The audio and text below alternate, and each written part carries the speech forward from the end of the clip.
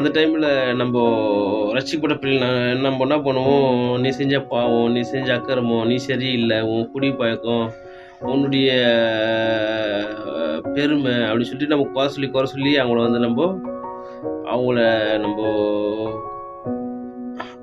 Neglect பண்ணி அவங்க செஞ்ச தப்பை சொல்லி நம்ம எந்த உதவியும் செய்யாமல் அவங்கள வந்து அவங்கள விட்டுறோம் ஃப்ரெண்ட்ஸ். அவங்களுக்கு எந்த உதவியும் செய்யறதில்லை. ஆனால் ரட்சிக்கப்படாத பிள்ளைகள் பார்த்தீங்கன்னா இன்னும் எத்தனையோ பேர் ரட்சிக்கப்படாத பிள்ளைகள் இருக்கிறாங்க.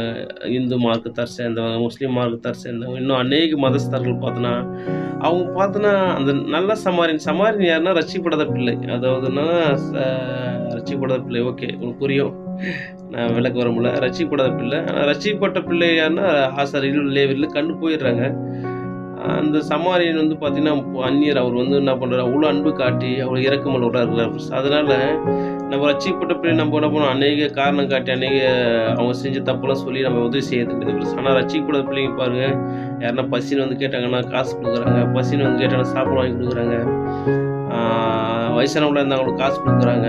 இவ்வளோ இறக்கமுள்ளவர்களாக இருக்கிறாங்க. அதாவது ரட்சிக்கப்பட்ட பிள்ளைகள் காட்டிலும் ரட்சிக்கப்பட்ட பிள்ளைகள் அவ்வளோ இறக்கமுள்ளவர்களா, அன்புள்ளவர்களா, எல்லாம் வந்து உதவி செய்கிறவர்களா, அநேகர் வந்து ரொம்ப பாசமாக இருக்கிறாங்க ஃப்ரெண்ட்ஸ்.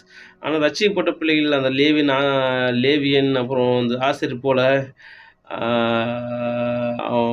அவன் செஞ்ச தப்பு, அவங்க செஞ்ச கூட அப்படி சொல்லிடுறாங்க. நாங்கள் கூட எங்கள் கூட பிறந்த அண்ணன் ஒருத்தர் இருக்கும்போது நாங்களும் பல டைம் வந்து அவன் செஞ்ச தப்பு, அவன் பிஸ்னஸ் பண்ண தப்பு அப்படி இப்படின்னு சொல்லி அவனை வந்து நானே பார்த்தீங்கன்னா அவனை வந்து என் கூட பிறந்த அண்ணன் மூத்த அண்ணன் அவனை வந்து நான் விசாரிக்காமல் எப்பயும் போல் சாதாரணமாக அவன் செஞ்ச தப்பு அப்படின்னு சொல்லி நாங்கள் அப்படி சொல்லிட்டு கொஞ்சம் டிஸ்டன்ஸ் மெயின்டைன்ஸ் பண்ணதுனால கடைசி ஒரு நாள் வந்த உடனே அவன் இப்போ சூசைட் பண்ணி இறந்துட்டான் ஃப்ரெண்ட்ஸ். அதனால் ரட்சிக்கப்பட்ட பிள்ளைகள் என்று நான் சொல்கிறதுக்கே எனக்கு கேவலமாக இருக்குது, அசிங்கமாக இருக்குது. ஏன்னா தோல்வி அவன் தப்பு அவன் மேலே தான், எல்லாம் சொல்ல தப்பு பாடினது எல்லாம் அவன் மேலே தான். ஆனால் அவன் பார்த்தீங்கன்னா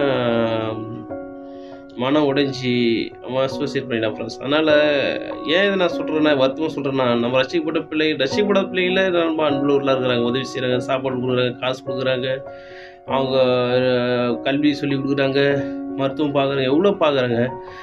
ஏன்னா ரட்சிக்கப்பட்ட பிள்ளைகள் பார்த்தா உபதேசம் கம்மி, அவங்களுடைய வேதத்தில் சொல்லப்பட்ட உபதேசத்தினுடைய சாராம்சம் கம்மி, அந்த உபதேசத்துடைய